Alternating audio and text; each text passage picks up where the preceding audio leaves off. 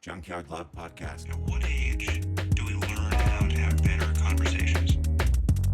At what age do we learn to have better conversations with ourselves? How are you? What's going on just in your personal life? How are you? Oh, well, I want to thank you so much for having me because I love the concept of your podcast. And I was like, I think this is down my alley. And so it's fun to meet people who want to share a new idea, even if they don't really know anything about it. So that's really cool. And my life has been kind of weird the last few weeks. My beloved mother passed away just a couple of weeks ago, and she was 102 and the mother of 12 children, of which I am the 11th. Wow. And so these past few weeks has been, not unexpected, but difficult. But it was really helpful to have 10 of the 12 siblings come together and celebrate her life. And that was really, she was an amazing woman, just Yeah. this amazing person. And, I will miss her every day, but she's in my heart every day. So, Yeah. and after writing this book, I understand that this process is a natural process, and yet humans imbue it with their emotion. And so you have to work through this, what is a natural thing as a human who can think and make ideas and decide how to deal with things. And so Yeah. it's been instructive on two levels for me. But I love my mom and miss her. But I also accept that you can accept something and be sad about it. Yeah, absolutely. Paradoxically, indeed. So, Yes. okay. So, what has your been? I'm just curious, like how it would work for me, because I'll read all these, books or listen to these YouTube things, and I'll intellectually hear, like, okay, death is a process of life, and when these things will happen for me, I will certainly die as well. Everyone I ever loved, Mhm. like, you can intellectualize those things and feel Right. prepared, but when that Right. moment happens, what Mm. what was that like for you? Did your preparations seem fickle in that moment, or Well, I had my dad passed away 8 years almost to the day. So, and that was before I had thought of all these things, before I had come up with this theory, before I did this thing. And that experience was much more difficult for me because even though I understood that, what was intellectually happening, there was this sadness that I had never lost really anybody before. So it was, and I didn't quite know how to deal with it, but I think that was instructive for writing my book. And then when I got to my mom, who's 102, I know you cannot live forever. And my mom was sharp up until the last minute. amazing? So, I was still telling her jokes and singing, one of dad's favorite songs. And, she was right there. Um, but I think the hardest thing, and she did it all her way. She did it her way. She wanted to die at home. She got last right. She did all the things that she was ready for. And in fact, she joked, she was like, why is this taking so long? And I'm like, Mom, those cells like to live, that's what they like to do. So, but she's a literally a constitutionally strong body. And it took a while. And my biggest worry was, I don't want her to suffer. I Mm, don't want her to hurt and make this hard for her any harder than I think it has to be. And I think that was the hardest thing for me, was to figure out with my siblings what was the proper care with the hospice people and the nurses, what was the right thing to do so that for me, it was just, I don't want her in pain, right. you know? But I was accepting. This wasn't, especially once we saw it just over 2 months this happened. It wasn't like she'd been sick for a long time. She'd been, she followed the election. She was, up and, the next day she wanted to know what we were going to do about things, and I was like, oh, so it just went so fast. But she did it on her terms and I could accept it. But my line was, I can't deal with her being in pain. Mm, That, but the process itself, um, I could accept as the natural way of how things work. yeah, yeah, yeah. It must be this impossible, but kind of beautiful balance of continually, feeling the sadness, emotions are happening, right? But Mhm. what can I do? Okay, what can't I do? Here goes Exactly. the emotions again. Yeah, Exactly. I just Yeah. yeah, it And must be quite the journey. when in doubt, love love her children, other children, my siblings, do what you can to help. Hmm. Be, just be there for whatever is needed to be done. And that's what we did. And during that time, we were all together. And then after that time, we all worked together to do all the things that needed to be done, the funeral and contacting family and all that stuff. And that's what we did. Yeah. And that was the best I could do in the situation. Yeah. Yeah, and what more can you do besides the best you can do? Exactly, Yeah. exactly. And sometimes, nobody's perfect. So sometimes I screwed that one up. But, Yep. we were there. We were a team. We made decisions together. And when you didn't, they were like, oh, we're not going to do it that way. It's like, oops, sorry. And we moved on. It was good. We Yeah. got close. Yeah. Huh. Oh, well, beautiful thing. Okay, well, so now I'm just curious, you said that when your father passed away 8 years ago, you hadn't written this book yet. And No. now that you have, as we begin, Mhm. I want to start to introduce your book slowly to everybody. Okay. So what do you mean? Like, how did writing a book change your perception on death and losing a family member, losing someone you love? What do you mean by that? Yeah. Well, it wasn't, I guess I would look at it as not writing a book, but writing down this theory of how humans work. I think, um, so when I was 10, I was at Catholic school, but I learned about evolution. So it's the 60s. It was, wide open. We didn't have these divisions that we have now. And from that moment on, I was confused. It was like, okay, we evolved from these animals. Okay, I get that. I can see the eyes and the ears and that we got hands and feet just like animals. I get it. We're alike. But boy, have we done different things. So we're different. And what I wanted to know was how we were alike and how we were different and what that meant for us living as humans on this earth. And that actually, it wasn't like I was like, I'm going to go on and live this, ask this question. I'm like, it was just in the back burner all my life. And everything that I learned, I was like, back there at some point, I was saying, does this help answer this question or Mm, does this not answer this question? And, things like religion, I can see their use. I grew up Catholic, but didn't answer the question for me. It didn't. And then I went on and I went to school and I learned all this stuff. But, I read a lot of Stephen Jay Gould and about how animals work. And that answered a lot of questions, just like, oh, how do animals work? Oh, you can see the similarities between things. You can see how things evolved. I was like, okay, I get that. And then I went to school. I became an accountant and I had an economic background. And, I'm sitting there listening to the supply and demand and the prices and everything. And of course, technology never change. Assuming technology does not change. I'm like, oh, well, that doesn't work, you know. But I was like, I understand these theories and they make my logical mind, it makes sense, but this is not how people work.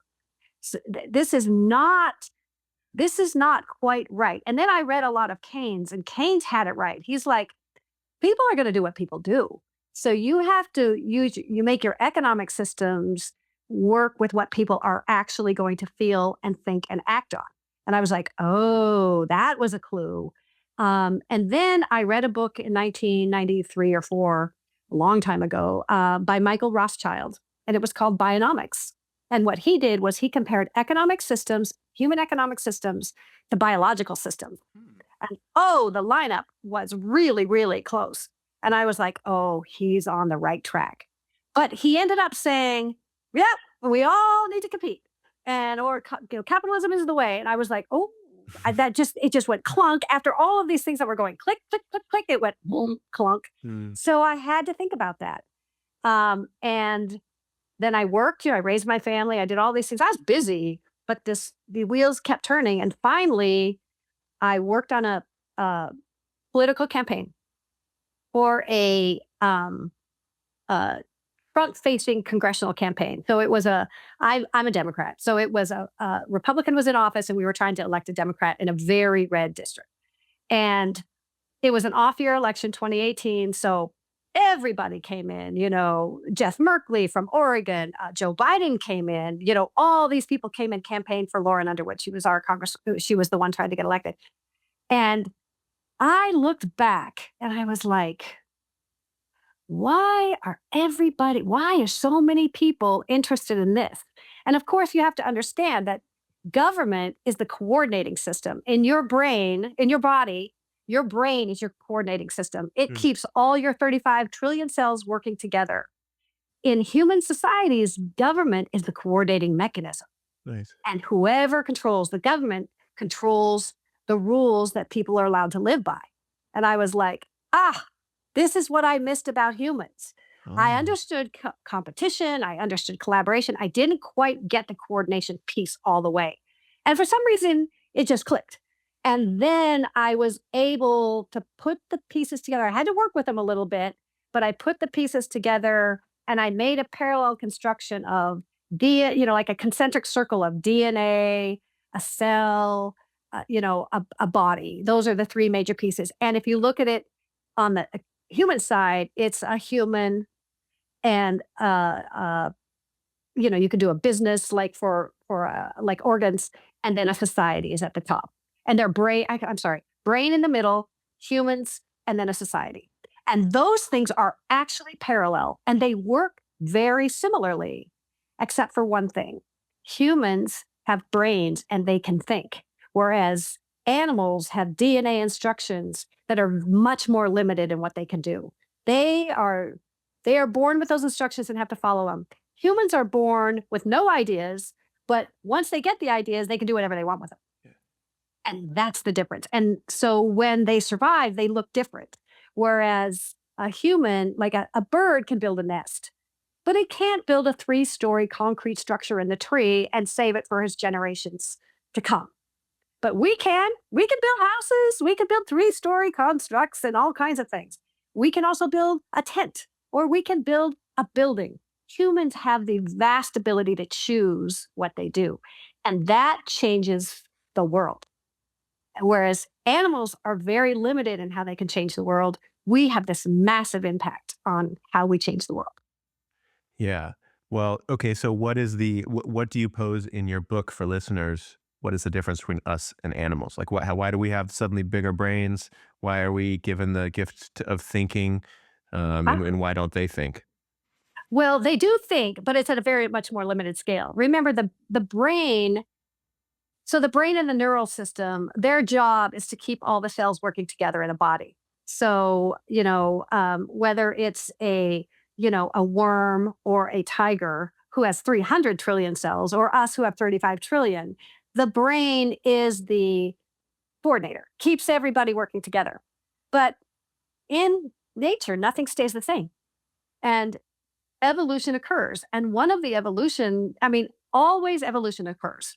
So brains and bodies are changing all the time. That's why we have tigers and we don't just have worms, because evolution changes everything all the time. And even today, even though we can't see it because changes work slowly, but things are changing all the time here.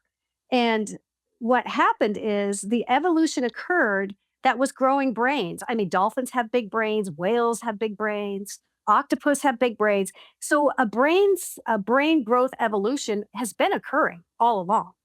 But what happened with Homo sapiens is for some reason our brains kept growing to the point where our brain mass to body mass ratio is like weird Yeah. compared to everybody else. I mean, we are just like weird.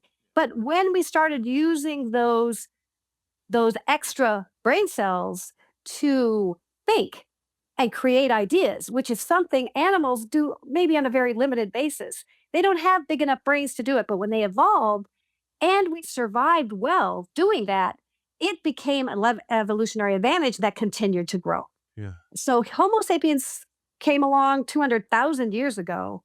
We only started to speak and write maybe 10,000 years ago. Yeah. So the brain was growing all that time. And if you look at apes and you see what they're doing, some of them can they can make simple tools, but their brains are much smaller.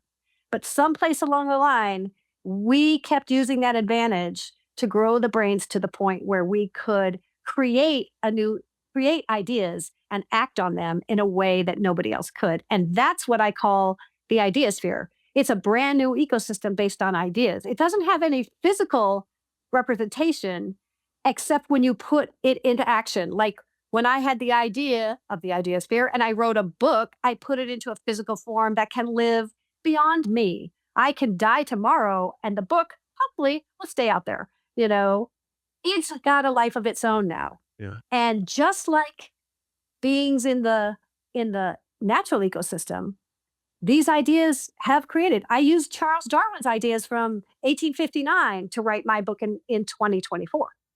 Those ideas get to live and evolve just like other beings in the ecosystem. Yeah, yeah, yeah. Somewhere in your book, you said something about, I'm gonna probably butcher, you said it more elegantly, but basically the mind does not exist with inside the brain. Like our mind is not inside our head here. Oh, right, right. Um, Well, I make a distinction between the physical and the non-physical.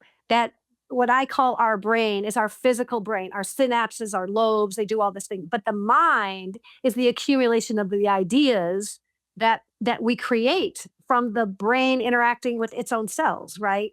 Our synapses go along and we say, I need coffee today. That's an idea that you came up with. The brain, if you cut open your head and look for the coffee idea, yeah, you wouldn't find it. It doesn't exist. We have this ability that no other animal has quite the way we do to be able to take these synapses and turn them into a non physical idea that we can act on and then make a physical thing. I actually can think about a cup of coffee and get a cup of coffee. If I just think about a cup of coffee and don't ever get one, well, it's just an idea, yeah, yeah, right?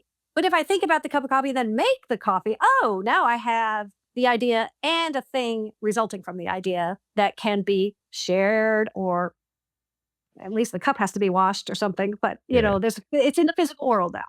yeah, yeah. It's like the precursor to an action, and then Yes, somewhere in that's there we have like exactly the what it is. ability to Yeah, say yes or no and yeah. make the No action action occur physical. unless there was an idea before it. Yeah, None. No action. You yeah. know. So Oh, yeah, it's so fascinating. Okay, so what I want to, we don't have to go off this whole adventure, but I just want to back up a little bit. Where do you sit? Where do you sit on that jump from apes to humans? Like, how do we suddenly get a bigger brain? Do you think it is like, I've heard the stoned ape theory is enticing to me in some ways. yeah, When we yeah. started eating and cooking meat, You that know, sort of thing. Where do you land on how our brains got big? yeah. This is where the fallacy of my book is. I went across and I didn't go down. I mean, my first reaction is, I don't care. It happened. Nice. You know what I Yeah, mean? yeah, I And love then, that. and unfortunately, because I'm at the top and I say, this happened, I know this happened. How it happened? Oh, yeah, there's a lot of great scientists who delve deeply into these things, who know these things. All I know is that it could be a combination of things. There's always the pressures of evolution. The environment is pressing on people. There are on these on apes. There's the weather, and they might have to move around for food, food availability. Like you said, cooking. I've heard that has released the energy so that humans could get more of the protein easier in their body. Yep, maybe that's true.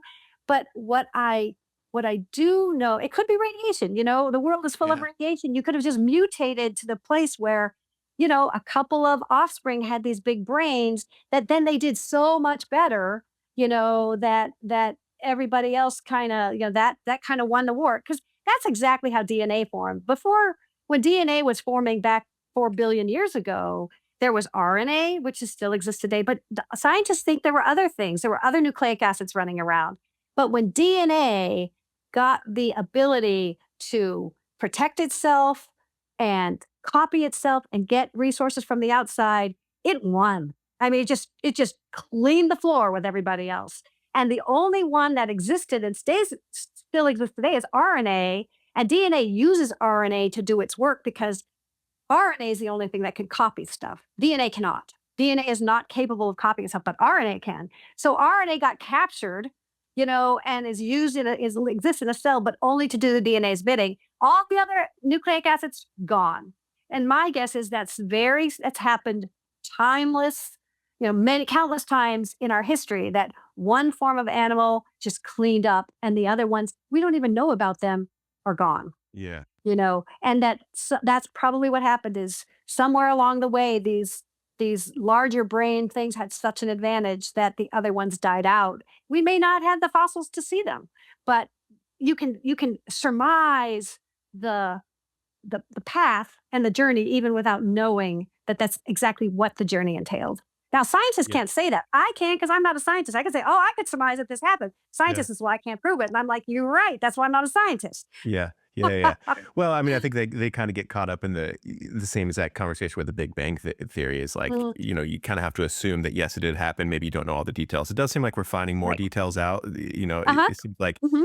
I hear more and Right. more people on podcasts, and I'm like, wow, that's a mind blowing thing that totally makes Hmm. sense, and we are discovering Right. more. But in Right. order to do what's next and make action into our physical reality, we have to just at least let's assume it happened. We're working on Right. figuring out exactly, like Right. you said, maybe it Right. doesn't even matter in a sense, but like, let's Right. assume it Right. happened so we can make some momentum forward. Right. Right. Yeah, I've been reading all this about maybe there was a second Big Bang with dark matter. I'm like, yep, it occurs. But right now, 6% of our universe is physical matter, and the 94% is dark energy and dark matter. I'm like, I can't access the 94%. I just can't. I have no ability. It exists. It's there. It influences gravitationally. You can see. But other than that, I just need to know I'm part of the 6%, and that's what I'm working with because I don't know the rest of my pay grade, you know, Yeah, yeah, I as hear I you. Me like to too. say.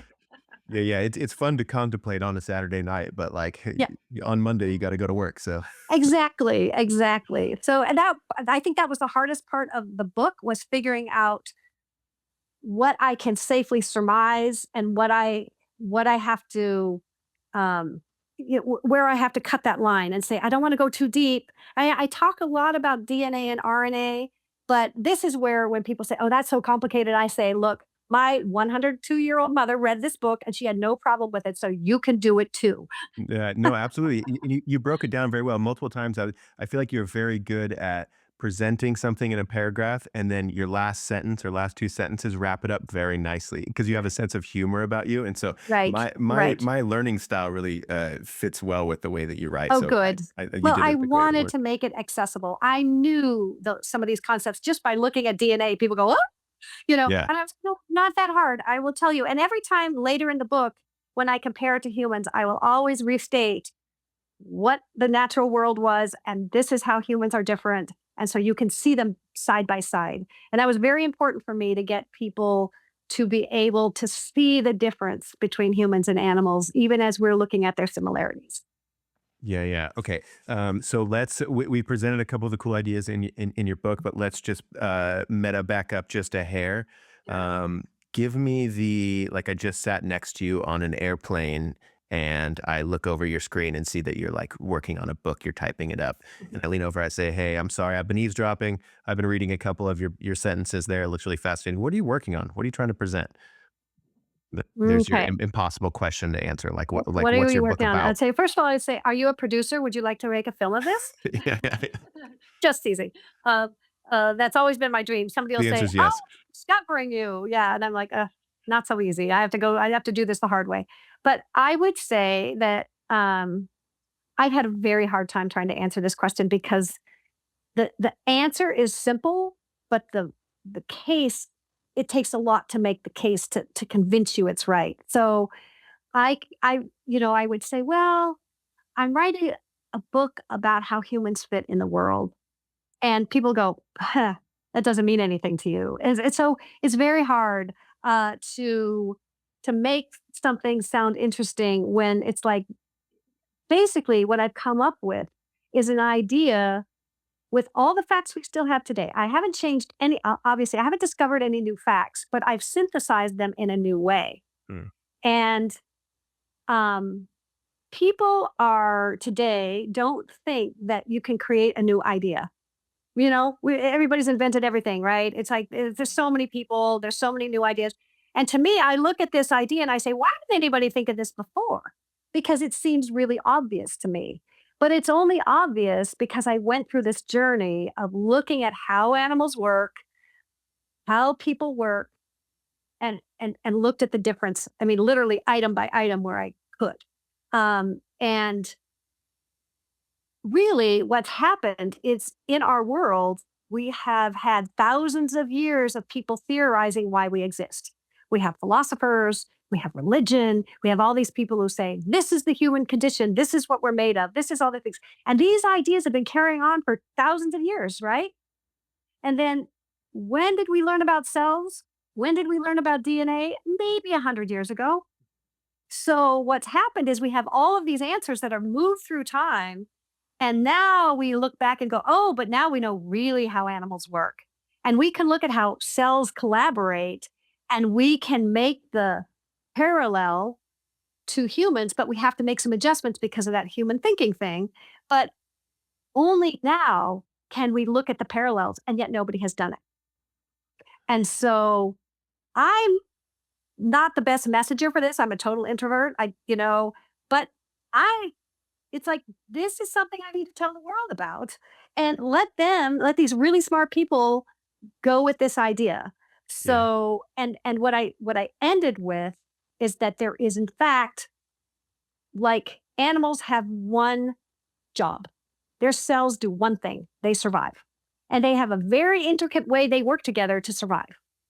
And I think that humans also have a one sentence solution or a one word solution. It's two words actually because we have two levels. We have physical level and we have a mental level. But we have two words that can keep us surviving.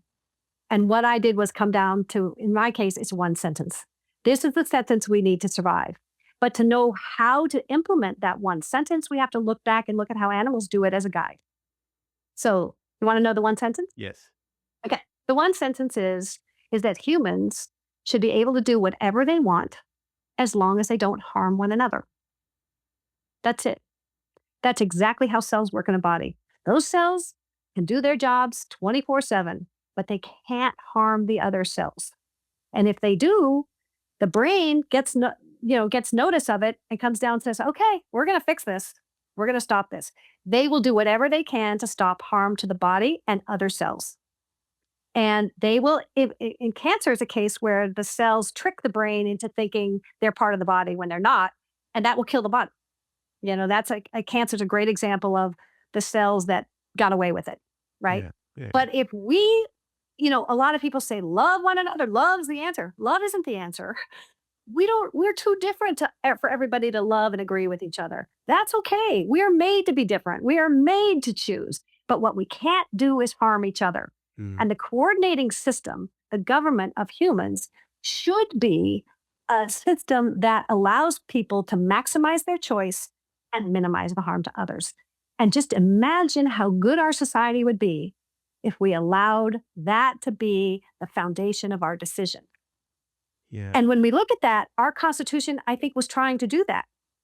They just didn't state it so clearly, but those five, preserve the commonwealth preserve the common good, uh, uh, protect our borders, do all these things, keep maximize liberty. I mean, we were doing those things in those. So what happens is the Constitution is like the set of DNA, right, for our society, Mm. and the laws we make are the instructions the RNA makes up, right? We say, here's our goal, and the laws need to make those things. But because we've done it using religion as our background or other philosophical, ideas, we've come up with ways that don't quite match with what I call the prime directive, the sort of do no harm and let everybody do what they want. So that if you were going to make laws, we would look at a law and say, or look at a thing like somebody says, I don't like gay people. I don't want people to be gay. It's like, well, gay people don't harm anybody. They can marry another gay person and it does not harm me. Nothing harms me there. And so the government says, nope, they get to do what they want. They're not harming anybody. But if the same person says, oh, I want 30 guns and I want to be able to shoot, kids up in a school, we say, oh, wait, guns can harm people. We need regulations to prevent harm. So if you look at how a government would be designed in what I call the ideal sphere, we would have a government that assesses everything based on harm.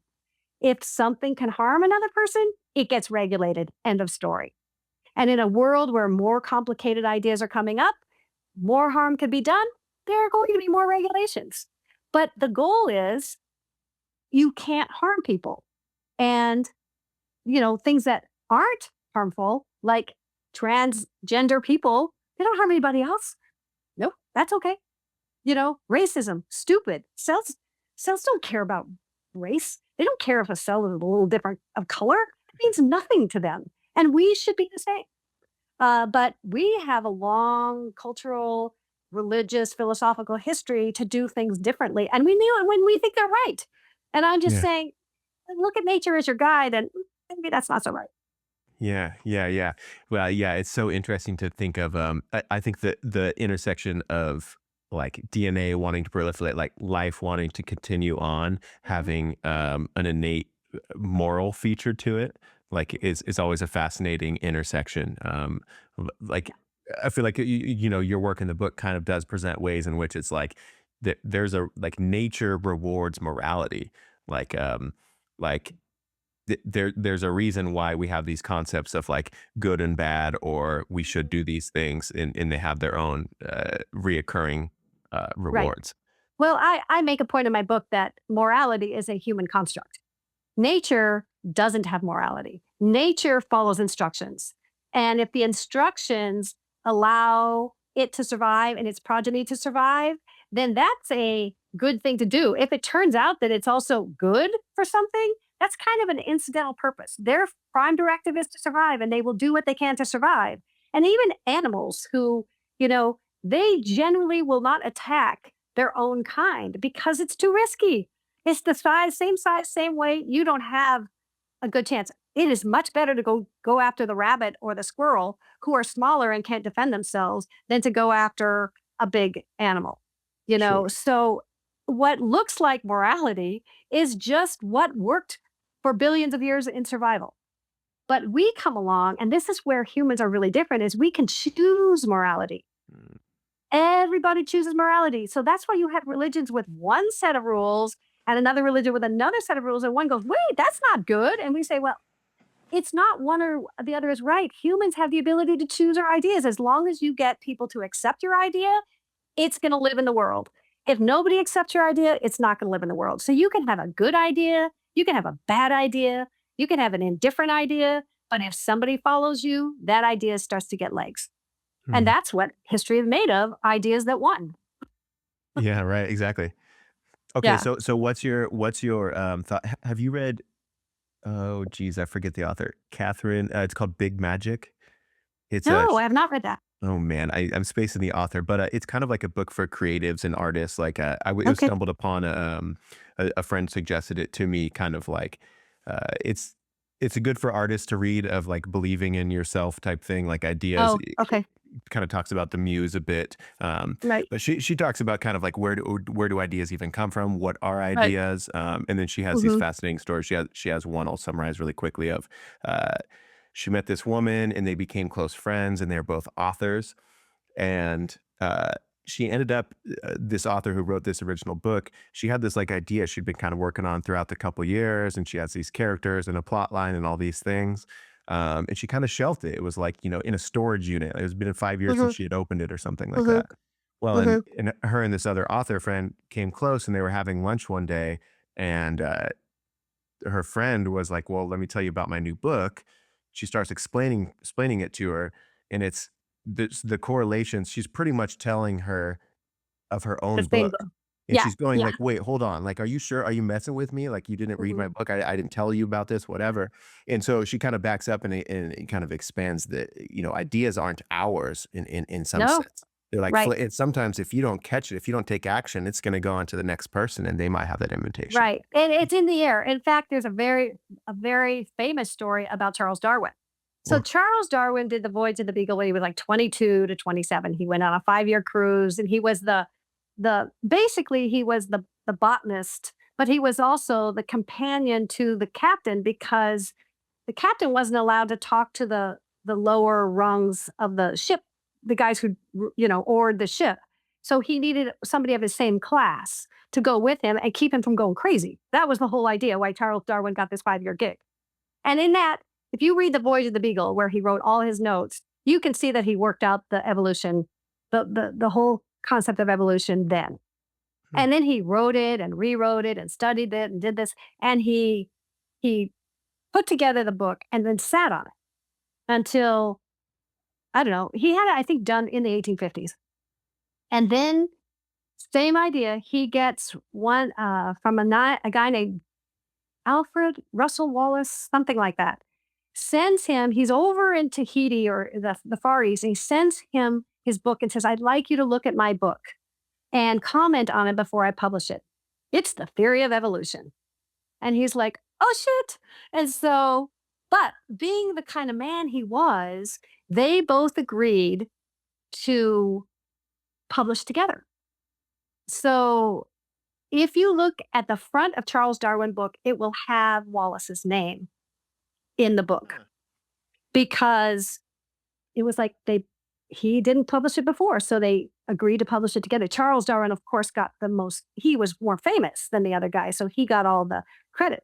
But this in fact, in there's a book I wrote a fictional story of this theory. It's called Dina, and in here the character's name is Sarah Wallace, and Wallace is a shout out to Wallace Nice. from yeah, that was my one Easter egg I put in. Yeah, yeah. So, Little hint. I but like that. but yeah, it's in the air, and that's what they say. When you get new theories, they're in the air. I haven't seen this one as much, I think, because most people deal with such details about humans. I'm going, what is the foundation of humans? So it's not in the air like I kind of thought it would be, and I would find people who were connecting to this. I'm not finding that, but I'm hoping that this will be a kind of the book that people can use to I think to people to take this concept of do no harm and let people maximize their choice and apply it to our problems, to our industries, to our construction of government, all of Yeah. these things, and make better and different decisions that will allow us to survive. Yeah. Okay. So how do you think about like getting this book in the hands of people who, aren't necessarily interested in deeply in science or philosophy, or even like say they're materialistic thinkers without realizing they're materialistic. Maybe that's not even a Mhm, word in their mhm, vocabulary, because mhm, sometimes a lot of these concepts, to someone who's not used to, hanging out in them, mhm. takes a little bit. You do a nice job of setting that layer and building on top of it, though. I Right, will say. right, right. And well, that's the first thing you do is you make it accessible to anybody who is remotely interested. You'd be like, "Oh, here's a way that you can access these ideas." And it might be the kind of a thing because it's sort of a new concept, you have to revisit things multiple times before you get them, I mean, that's why you have, 12 years of math when you're in school because you keep repeating the lessons and then extending it. Well, that's the one thing. The second thing is I, social media, I'm doing podcasts, I'm going to sign up to, I'd like to do some speaking, at different, or, functions where people can be like, oh, because what I want is I don't want to own the idea. I want to spread the idea. Yes. I want Yeah. people to take this one simple idea and look at their world in this vein and see if they can't come up with better solutions. And it sounds easy, but it's not really, it hasn't been something we've done. The closest thing we have is the golden rule. Mm. And that says, treat others like you want to be treated. And there's a big caveat in there. It's like, well, I treat myself like shit, so I can treat everyone like shit. Like, well, no, that's not what we meant. Yeah. So, so this is trying to be a little more clear, Yeah. in Yeah. how we do it. But it's going to be a slow effort because it's a big world with lots of competing.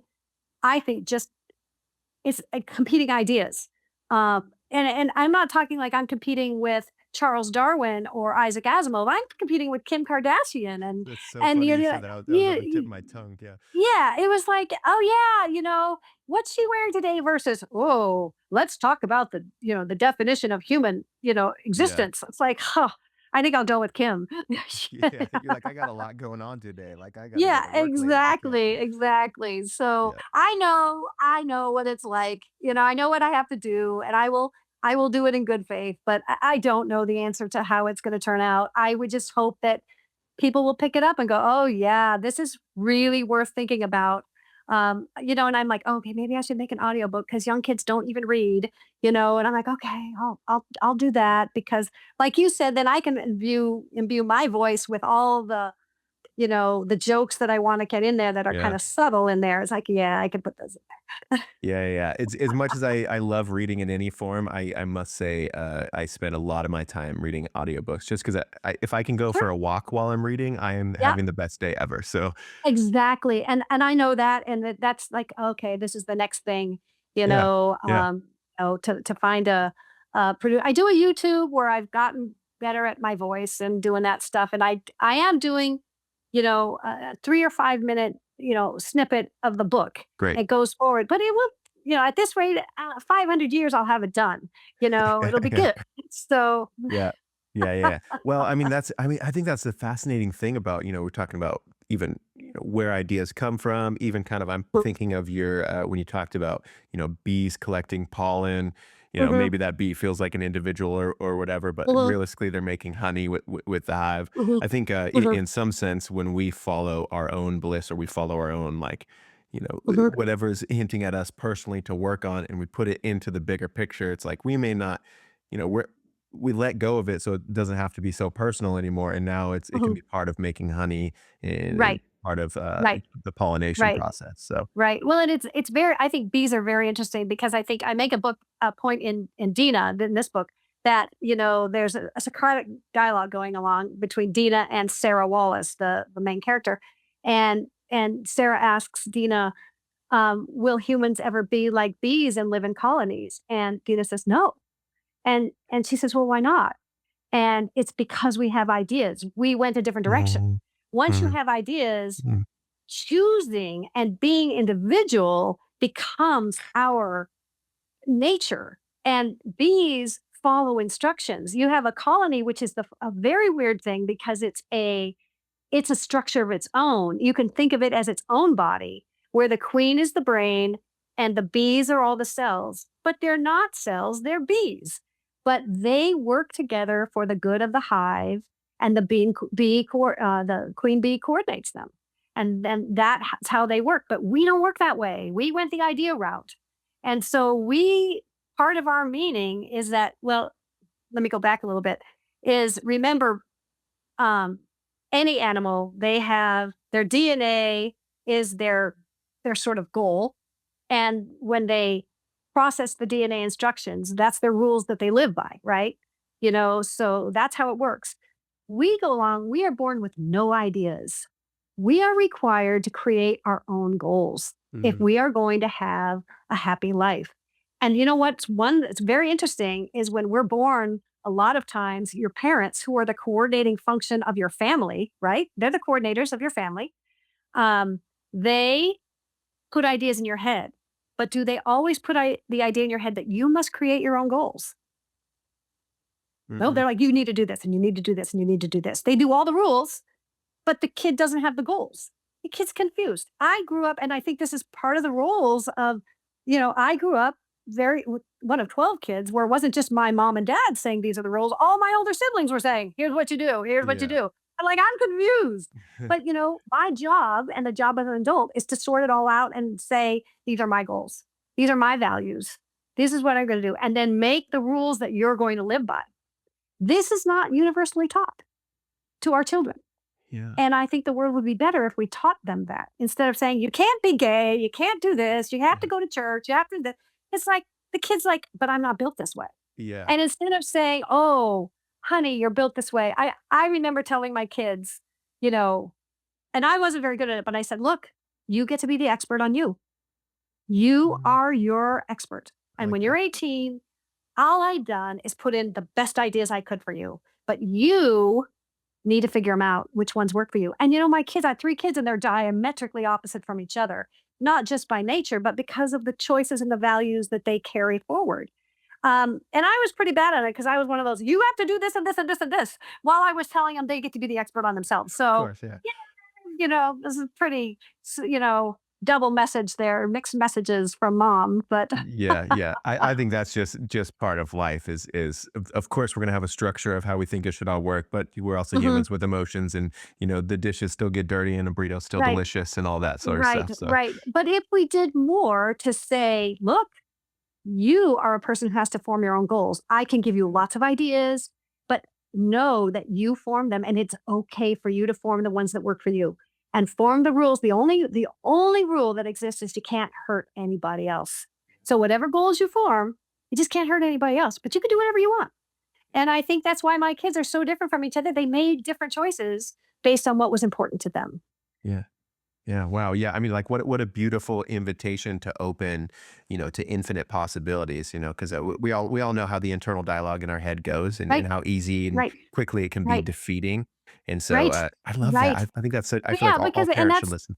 yeah, and it made my life better because as soon as I figured this out, I can look at my own behavior and go, okay, I didn't hurt anybody by that. Maybe I wasn't really thrilled with that behavior. Don't do that again, but you weren't hurting anybody. You're okay. Or when somebody's bugging me, I go, they're not hurting anybody by that. That's just who they are. That's okay. You Mm, need to step back and be okay with this because they're not hurting anybody. mhm. And it really helps me to sort out what's really important and what's not. Yeah, And my life is a lot more peaceful because of that. yeah, And I think that if we taught kids, because kids are born with, I mean, babies are born with literally no ideas. And I have a kind of a funny little story about, babies born with no ideas and what the parents immediately get the baby home and they start yeah, putting yeah, ideas in their heads. But if we did a better job as all these coordinating functions, understanding that they don't have any ideas and what ideas we put in their head is very important, yeah, that would be something that if you taught kids this in school and at home, how much better would they be when they got to 18 and were on their own or started yeah, living their own life? I think we would be better if we said, "Yeah, this is okay. You get to make your choices." And the only time the direction occurs is when you say, "Look, you can't harm. I'm sorry. You may be not like what Johnny did, but you can't hit Johnny. You can't. That's harm. That crosses the line. You can yeah, tell Johnny you don't like what he says in a nice voice. That's okay, but you can't haul off and hit him, yeah. you know? Yeah, I So love this. Okay, so I was thinking, I'm pretty fascinated myself in my own world. I'm deeply into meditation and like I wow. love learning about the concepts of self. And I take a lot from like Advaita Vedanta. I don't know if you're familiar with those. Mhm.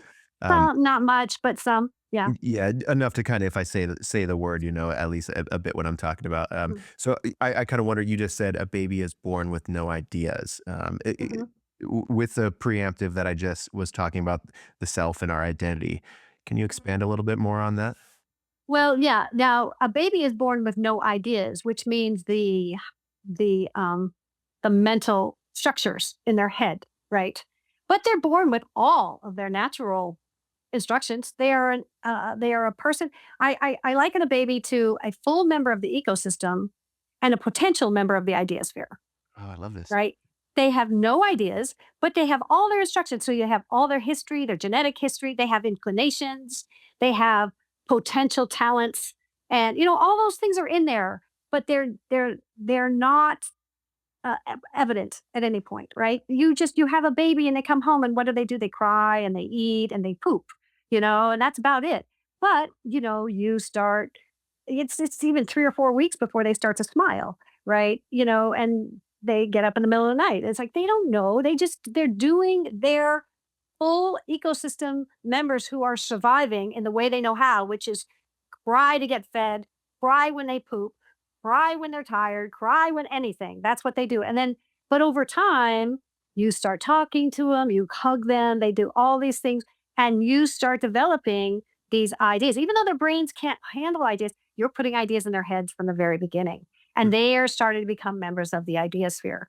And what ideas you put in their heads will be critical to they how they develop and who they are. I mean, if are in a home in which the parents are always yelling, that child may be traumatized by that, and you won't even know it for years because they don't know. It's just gotten into their deep, deep, deep level of ideas that they don't even know they had. I mean, that's what I think. I think by the time I had my first idea, I can remember my fourth birthday, I heard there's already a lot of stuff that I had figured out that I didn't know until my brain caught up to me to go, oh, oh, Yeah. I get this, or I get this, so Yeah. Yeah, yeah. it's a mystery. The ideas are always working underneath the surface and, like, waiting Yeah. for connections to be made to where you can Yeah. express them, yeah. And the deeper they are, the harder they are to access and change. So that if you have deep trauma from early childhood and you may be acting out here, getting back to that to change it is really hard. That's why people do meditation or they go to therapy or they do these things because these things are deep. Yeah. And I don't know the mechanisms by which you can access them to get a child, to get an adult to be okay with themselves because they didn't learn it as a child. That's a hard one. That's a really hard one. But that's why I think it's so important to add the element of teaching children this sort of prime directive as they grow and how it looks in the world. When you're 3 and 4, it means, you can't take a toy away from your other friend or, but, but when you're 12, it's going to be like, whoa, you can't, I don't know, drive, drink and drive the car home. I mean, there are things you do. These are potential dangers. And so, how you teach that as a child develops needs some experts to help with people who understand child development and people who understand that's not me. I can give you the idea, but I need those experts to say, ooh, this is how we should implement these ideas as children grow. Yeah, yeah. Well, I think about a lot, just kind of the concept of podcasts in general, or even just, Hmm. the internet, social media. We're also connected. Hmm. You can have an idea, wherever you're at, and then within Hmm. minutes, I can be thinking about the same idea because you called me Hmm. up. And that's pretty Hmm. profound as far as ideas are concerned. Like they just learned how to teleport, basically. Right, So, right, right. how do you think about kind of the way that within time and technology and in all of our cultural advancements, how do you Hmm. think about, uh, I suppose, like how quickly ideas pass through each other and their scenarios and settings? Like, Yeah, are we going right, to look back and look at podcasts and go, wow, those were a much more profound thing than we thought they were at the time? We thought they were just fun, cool conversations. We're talking right, about our book, but right, they're actually, we're figuring out who and what we are in some ways in a lot of these right, conversations. It's right. profound. Well, I have, I don't know if you've gotten to appendix 2 of my book, but I talk about social media as Okay, I as didn't an get to that. I issue. wanna hear. That's okay. It'd be really interesting. I'll kind of spoil it for you a little bit, Okay. but it's also any sort of podcasting. So the the the whole concept of social media has changed how we communicate. If you look at the concept of freedom of speech and you look at how when that was written into the Bill of Rights, um, people could speak. It was pretty limited, right? People could get on a soapbox and speak, and it would go maybe 30 yards, and that was it, right? So freedom of speech was relatively harmless. And maybe we had a newspaper, and at the head of the newspaper was sort of the newspaper's like a gate, right? And the people at the head of the newspaper could decide what goes in and what doesn't go in. And what happened, I think, kind of historically, I look at it this way: is there became a sort of a mutual benefit there. People wanted truth, so they paid for truth, and the newspaper people wanted to sell their newspapers. So if they were true, people would buy their newspapers. If they were false and they found out, people wouldn't buy their newspapers because they couldn't count on them. So journalism grew up with an ethic of we got to tell the truth, it has to be verified, we have to be accountable, all of these things. There's 5 values. If you look up journalism, there's 5 values that they have that says, okay, we'll do this. And and that worked for a while because the gates, there were very limited gates. It was really expensive to produce a newspaper and there wasn't anything else. But then, we got to radio and um and with radio, now we were going over the airwaves. And so the government said, oh, we have a problem now. We can't ensure this truth now. So they put in the fairness doctrine. And the fairness doctrine said, if you're going to talk about a current issue, you have to talk about both sides of the current issue. End of story. And that went up until 1987 when Ronald Reagan abandoned that law. And partly he was sort of like, well, we now had cable TV. Well, cable TV went under the ground, so it couldn't be regulated over the air because it didn't go over the air, so people could say what they wanted. So it was kind of like it was coming anyway. But so that's how things have kind of evolved. And now we have social media. And social media, the difference is, again, it's like now we have anybody can speak and anybody can say anything. They can post anything.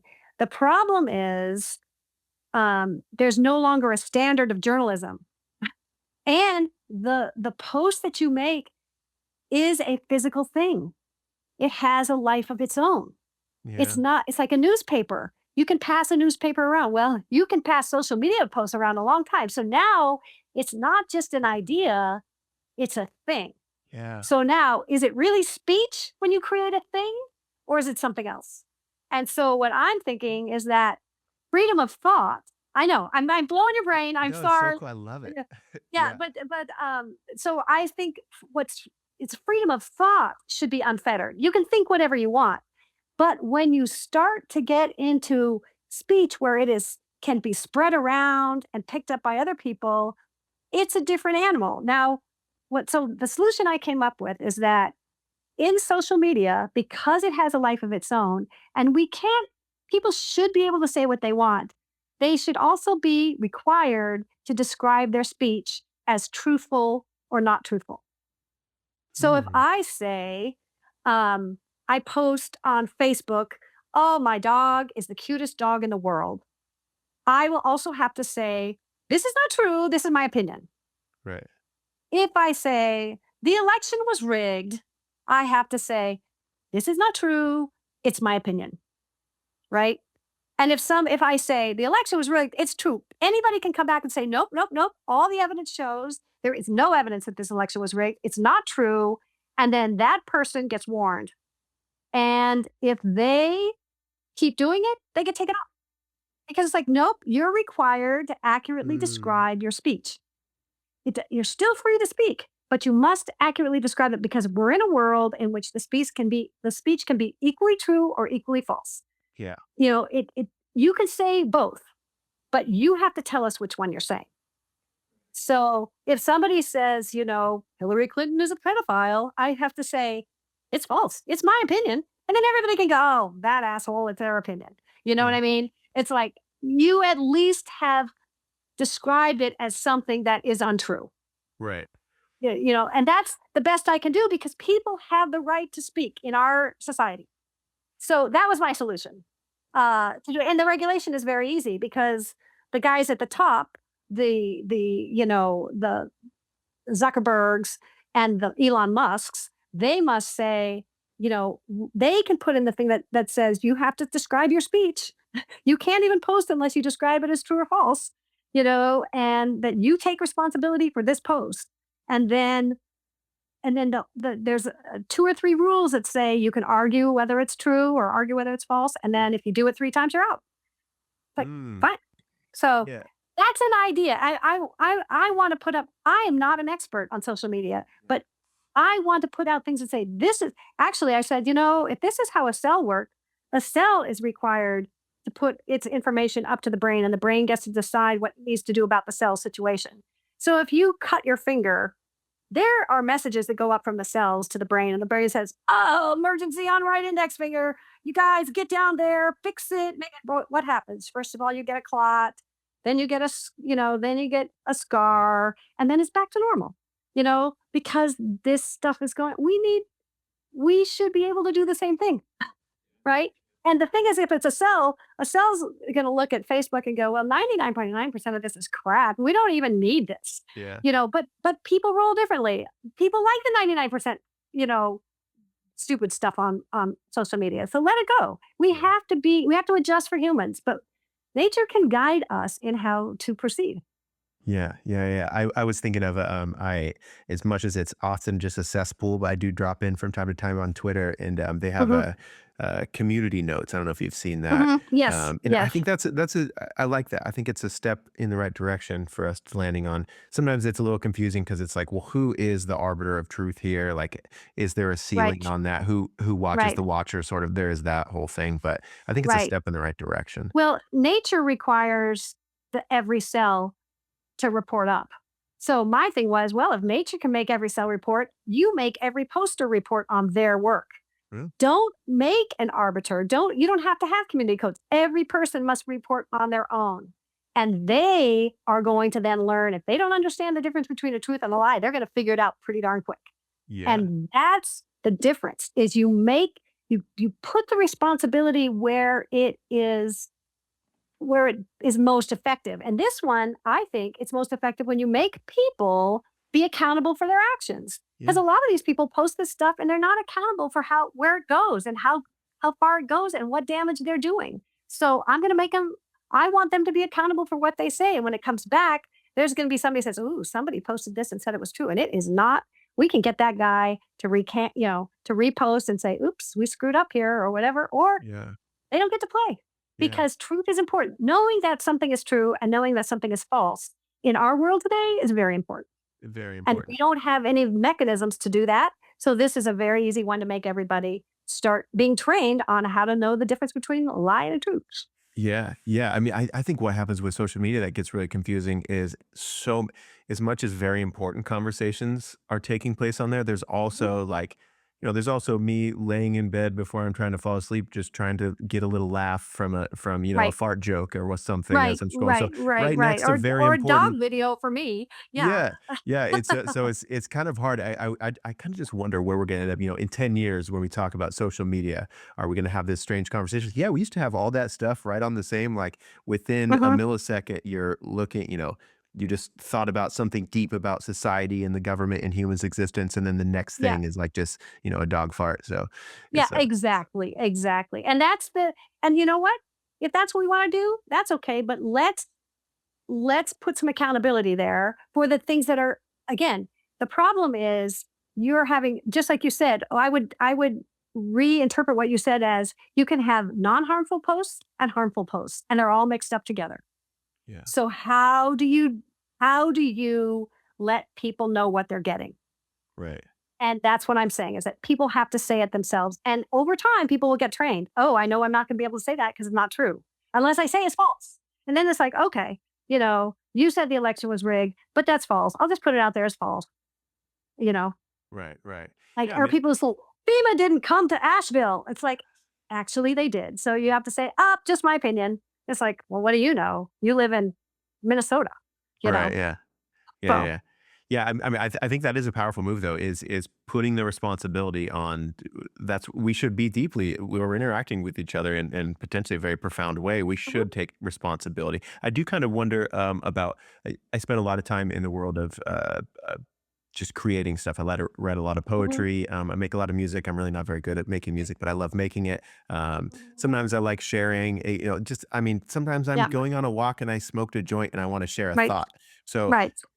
I get like sometimes having all that freedom exist in the Hmm. same place. Like sometimes it's hard to Hmm. quantify Right, how to solve right, that.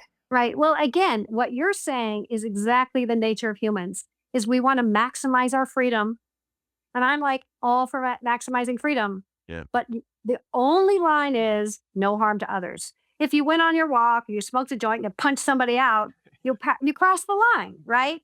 But if you go and you do it and you're thinking your thoughts and you're maybe making up some new music, that's great. That's what I want people to do. The world is great when everybody is in tune with what their values are Right. and doing them. That's what makes the world great. And if everybody could just let everybody do that and not be afraid that they're going to get hurt by the next guy who doesn't like how they look, Yeah. you know, we have to, that's to me, if you're going to make a better world, you have to envision a better world first.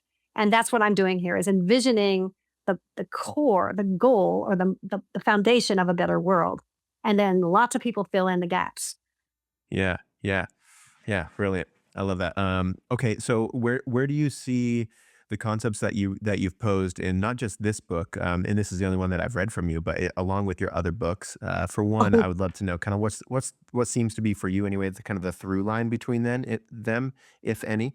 And yeah. then also, what are your expectations with this work? Like what sorts of, outside of these conversations, like, do you Mhm. want to be cross laterally collaborating with other philosophers and scientists who are also in these same worlds? Like where would you Yeah. like this to end up? Where do you want it to face? Okay. That's a good question. So I'll start with the through line of the books, and then I'll tell you what remind me if I forget to tell you what I'd want to, where I want this to be. But so I started writing books. I only write books when I have something to say, something important to say. And my first book is about happiness. And it was my struggle because I grew up really insecure. The 11th of 12 children and a pretty, Oh yeah. anxiously, designed person. It was hard. I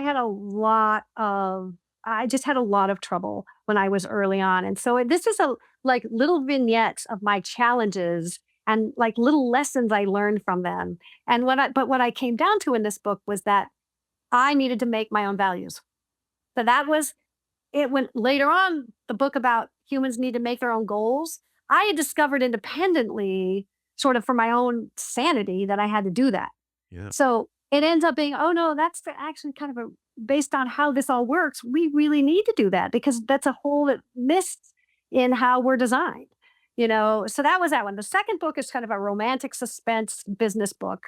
And it was really starting my views about business and that I have a big section in my book about the dangers of profit maximization, Right. that profit maximization is a vehicle by which people um, can harm others and say, "Well, I got a good reason. I maximize my profits," Agreed. and it also skews the resources into one direction because once you get really good and get a lot of resources, you can use those resources to um, change your environment. You can buy off the government. You can lobby the government legally. That is just legalized bribery, Yeah. and we do all these things. So I have I'm an accountant and I have economics background, but profit maximization is to me one of the great evils of a society, of coexistence and living together. It's what creates social inequality and creates so many pressures on people when we should be going the other way. So that book was sort of my start of that. And it was just a fiction and it's a love story and it's all that stuff, but that's what that one is. And then Dina was where I worked out the theory using the Socratic dialogue between the creatures, Sarah and Dina. And that was where I really worked out the details of how this worked. And so it's twice as long as the theory book. And the theory book, The Human Idea, which is this new one that just came out, this one, I just cut the story out and put in more examples, and it's just the theory. Mhm. So that's how they all link together.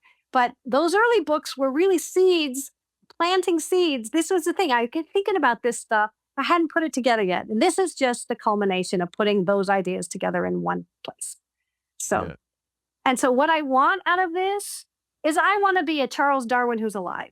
I I like want to be the person who sort of is the you can go to and say, "Oh, Anne Riley created the ideosphere theory, but look at what we can do with it." I don't really care about Anne Riley. That's just the base. But look what we can do with this idea. yeah. And that's what I really want. Is I want it to spread as far and wide as because there are so many smarter people than me who know so much more than me. And if they applied this one concept, what would their decisions look like? What would homelessness look like? What would education look like? What would policing look like? What would, you know, these militaristic groups look like? How do we do this? I have ideas on all of those based on just this simple start.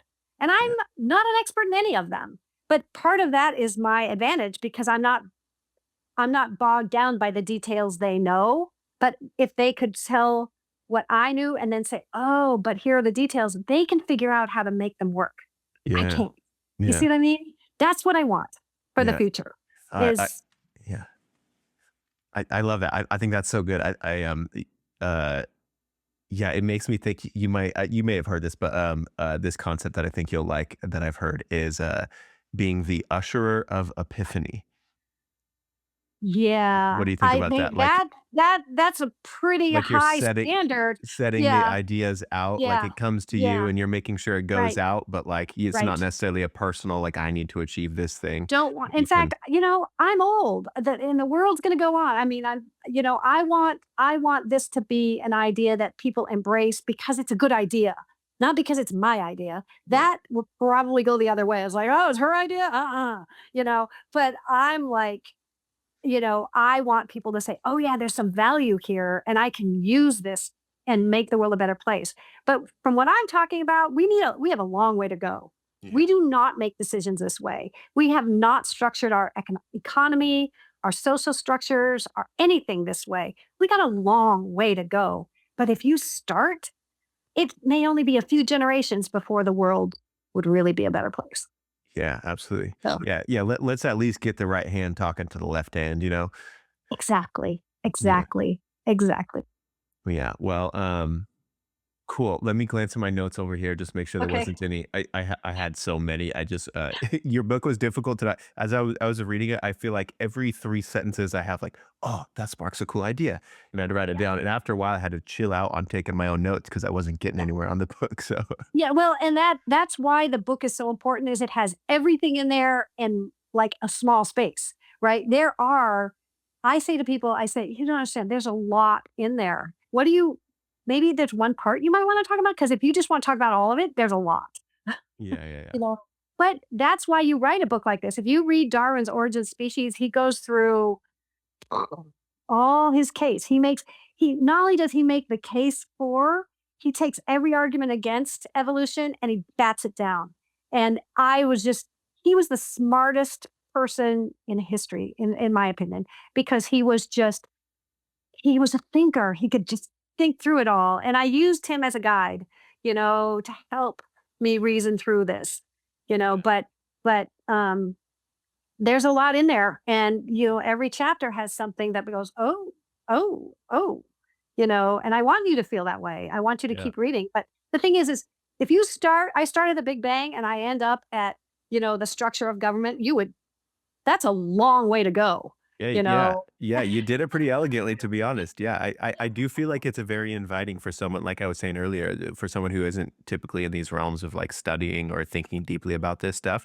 It's super inviting. It lays out these things that, for the most part, a lot of people, we kind of learned at least a good percentage of a lot of the stuff that you said, in school and college and whatnot. And Right, right. it's very easy to, as I'm listening to the book, go like, yeah, makes complete sense. Yeah, I agree. Couldn't agree more. And Yeah. so it does stack on itself nicely. Yeah, I did have a lot of people say, "Yeah, I reviewed high school biology," and I Yeah. was like, "Yeah," but then there's sociology and then there's economics but then you end up in a different place for people.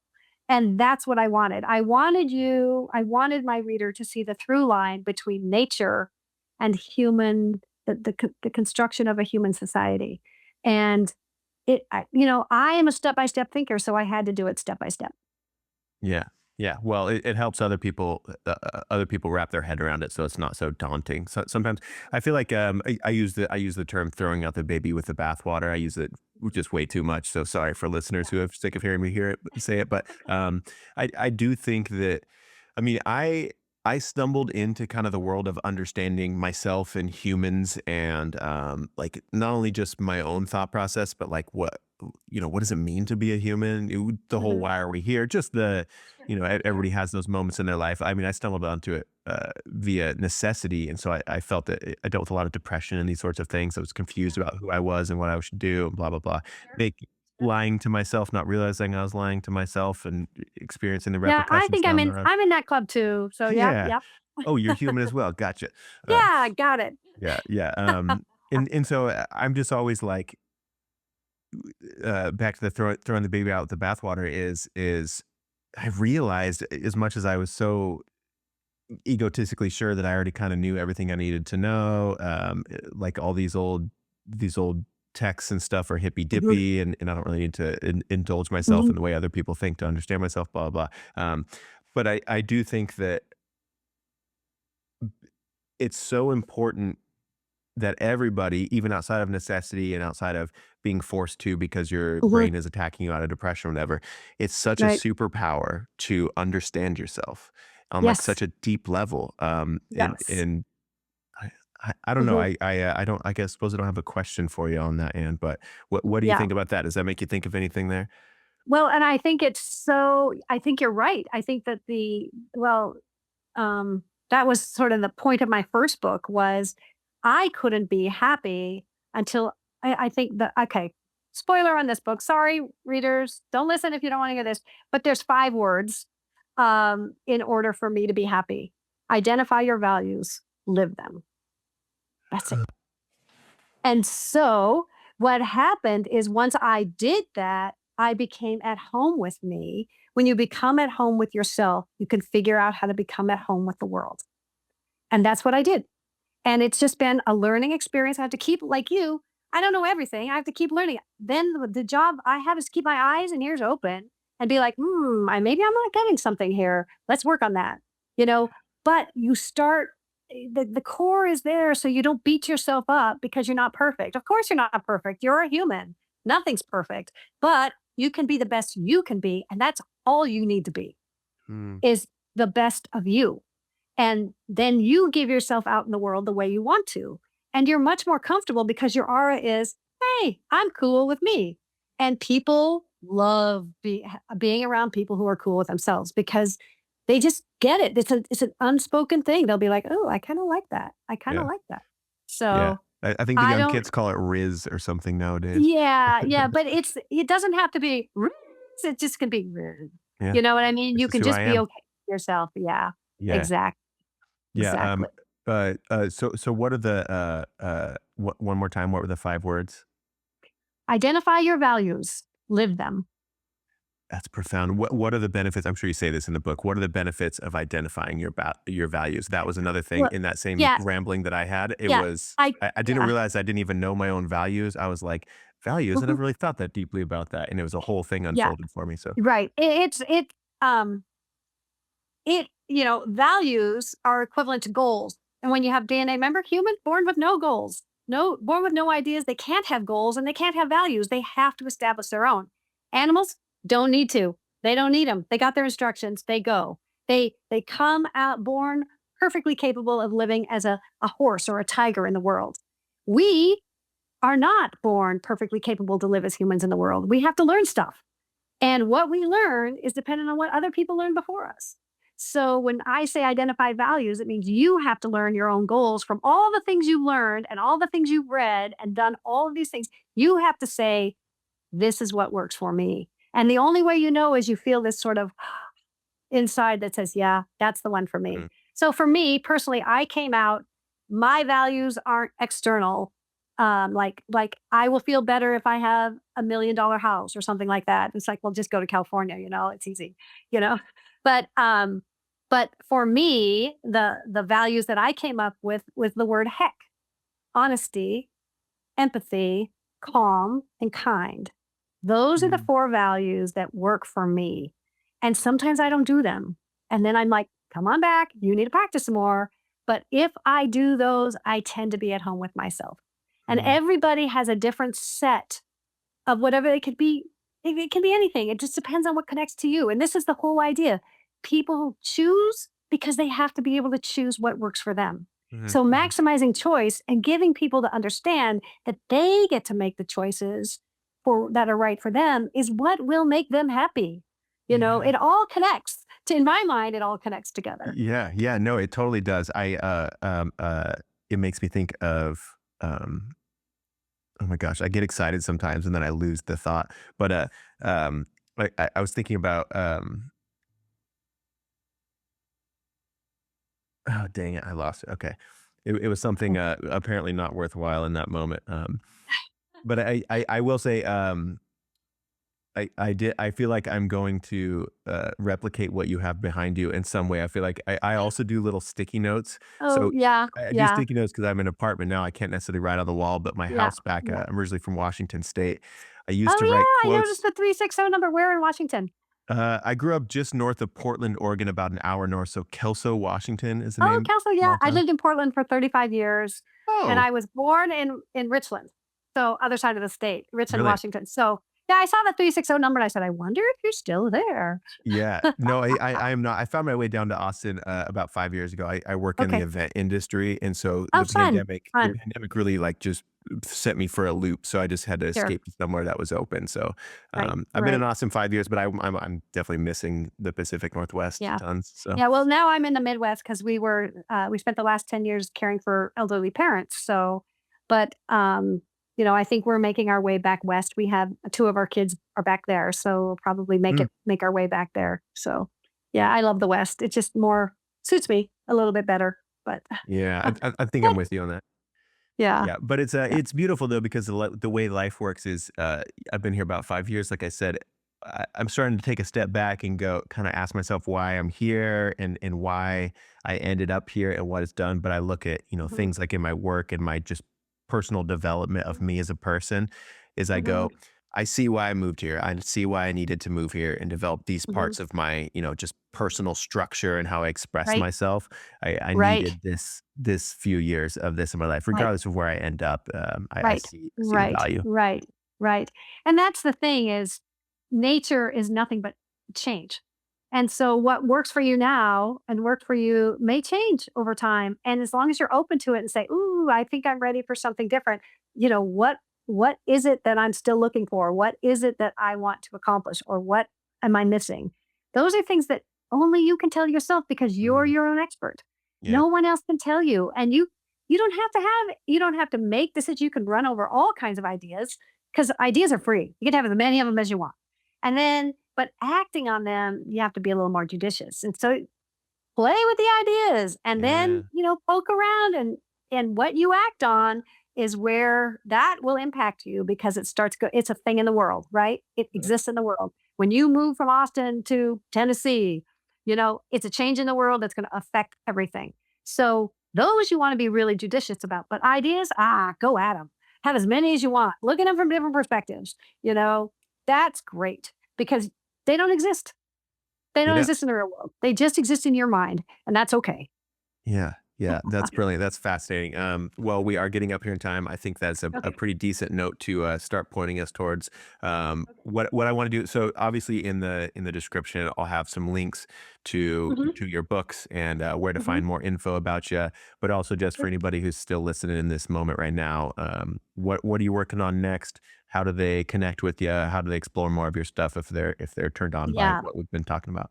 right. Well, right now, the newest book just came out 2 weeks ago, and I was in the midst of all this stuff with my mom, so I've done literally not very much on that. So, but, on the other hand, I'm like, I guess I like the person who took care of her mom rather than worried about her book, you know? I Right. guess I like that person better. Sure. Yeah. So, I'm good. Yeah. you know, Nice. but but I think ultimately I do want to put together my ideas about the current problems of today using this mindset as a book that maybe could get people started.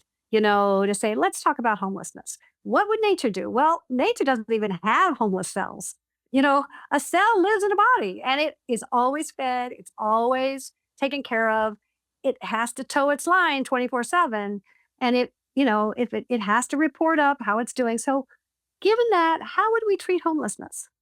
You Mm. know, how would we treat, like I said, education? How would we treat police Yeah, what a violence? great baseline, yeah. Yeah, exactly. It's a way to think. And that base of thinking will really drive different kinds of decisions. And the question for me is to envision them enough for somebody else to say, oh, we might be able to do that. That's Yeah. what I want. So that's probably the next thing I'll work on, you know. And I just don't know when I'll start that. It runs around in my head. And what I think the last time I was like, oh, this will take, a couple months to write. 5 years later, still going, you know. Yeah, yeah. So I don't know because I leave myself open that's the point. For me, I always have to leave my mind open. I don't have any strict rules about what what I Yeah. should do or what has to be done because part of my mind always has to remain open to the new ideas that are coming in. Yeah, So I find it's myself slow. I get in my own way if I end up trying to structure it too much and trying to plan it too much. Hmm. I end Yeah. up like tripping over my own dang feet if I do that too much. So Yeah. Well, and I know that I'm not the smartest person in the world. So I need input from people. And I read stuff and I go, oh, that's a good idea. I did a podcast with a lady who was talking about plant intelligence, and it was really interesting. And gosh, and what we got out of that is that by humans having their brain, they're literally less close to nature because we have to filter it through this thinking process. Whereas mm, plants and animals are just directly linked to nature, yeah, and plants even more so because they don't have even brains. They have this neural system, but not really a brain. And I was like, oh, you're right. They can just respond to nature like this. And we like have to go, wait, I have to think about that. And what am I going to do? And I have to build a structure and I have to do. Now I was like, oh, and her, she titled it How Brains Limit Us. And I was like, wow, I never uh even thought of that. that's a So nice title too. yeah, I just totally blew me away that, oh, I hadn't even all this stuff I'm talking about humans, and it's like, kind of as they're so unique and interesting, and it's like, actually, maybe they're not as great as we thought. Yeah, yeah, yeah. Yeah, I've been I've been slowly chipping away at this book called Light Eaters. It's like Oh, it's about plants and like the life behind plants. It's so mm, fascinating. The author's really good too. Um, right.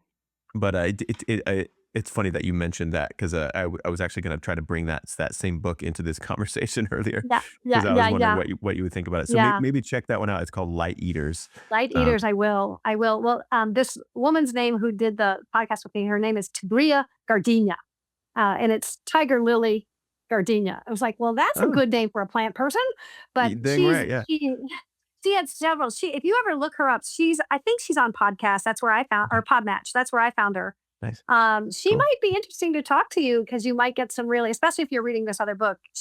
She's fascinating, Okay, yeah, yeah. so I've been my mind has been being blown. Like little facts. They were talking about how they would take a speaker underground or some sort of environment, and they would play the sound of running water, and then they mhm. would notice that oh, the roots will intentionally listen, like, somehow Yep, hear the sound of the yeah, running water and go towards it. and move that way. Yeah, Yeah, and yeah, that makes me have to like take a break from the rest of my day. It's so profound to me. yeah, I just think that's so exactly. And cool. The implications of well, that. yeah, and this is what I assume is that there are abilities that plants and animals have that we have no way with our five senses to understand. Hmm. And we just don't. And so rather than, I mean, I can't even imagine that we can see them as inferior beings. They are different beings, and their skills or their abilities are so different that we should stop and before we do some of the horrible things we do to animals, we should stop and think about things because there there's just mystery out there that we don't know. Stuff we don't know. I call it Yeah. energy. Energy we don't know. And it moves ways we can't even fathom. And rather than, you know, this whole concept of manifest destiny and we're the kings of the world, no. We are participants in a big web, Yeah. and we should be respectful of that.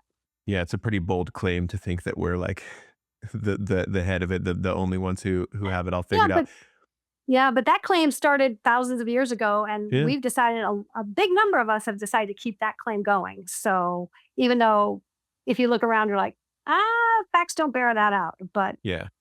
Yeah, it's you know, in that book uh they I think they talk about how we they talk about consciousness basically in kind of the assumption that we have kind of always assumed that a brain is what gives rise to consciousness. Like it requires like a complex synapses firing thing. But mhm, then we're kind of discovering that, okay, like this plant is clearly so intelligent in a way that is beyond a brain in some crazy right? sense. Yeah, We're going it to say doesn't have that's separate, a brain. It has a neural system that managed to do all that without needing, and probably because um, every neural system grows within the environment that can support it. So there are, I mean, plants have been around. They're the winners Mhm. in the evolutionary. I mean, there's 450, you know, I mean, giga mass bites, whatever they call it, but they are the winners. I mean, they're 80% of all life in carbon mass as plants. But but animals need brains because they move.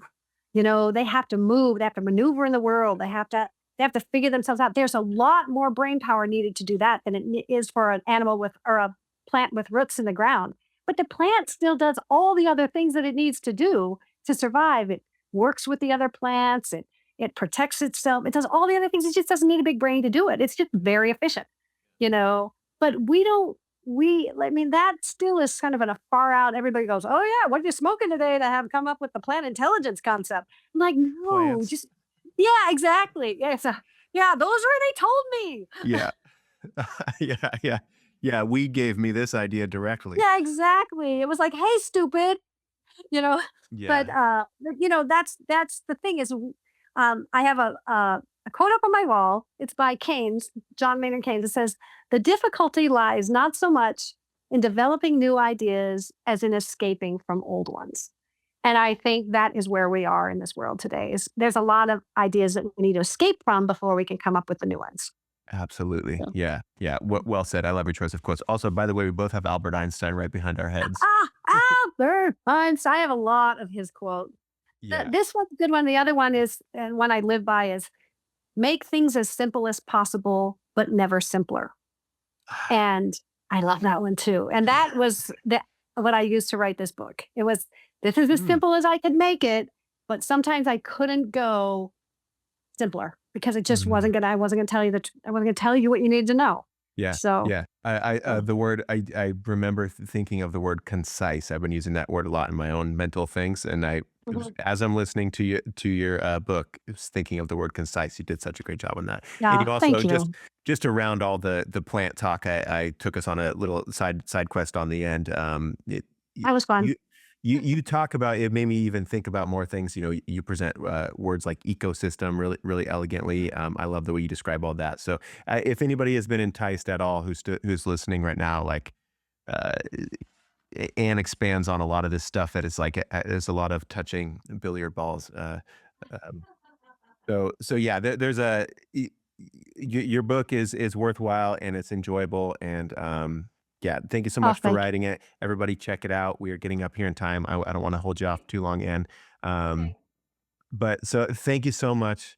I really appreciate your time. Thank you for writing this. Thank you for willing to send it to me and spend some time with me today and let me Sure. I loved it. I had such a delightful time. You are a very great conversationalist. Good questions, good conversation.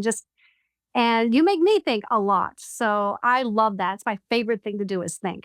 So likewise. Yeah, man. Okay. Well, the light in me sees and honors the light in you. And thank you for following this internal you thing bet. and writing this book and doing all this. So Sure. I'll be in touch. Everybody else, check out Anne's stuff. The links are below. And Anne, you have a good Okay. rest of your day. Okay. And you too. Thank you so much. This was really, really, really enjoyable. Okay. Likewise. Yeah. We'll chat soon. See Bye. ya. Okay. Bye.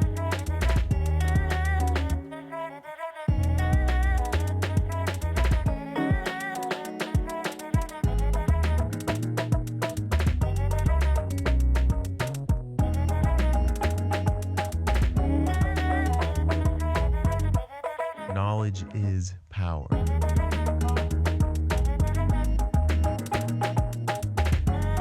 Reality is.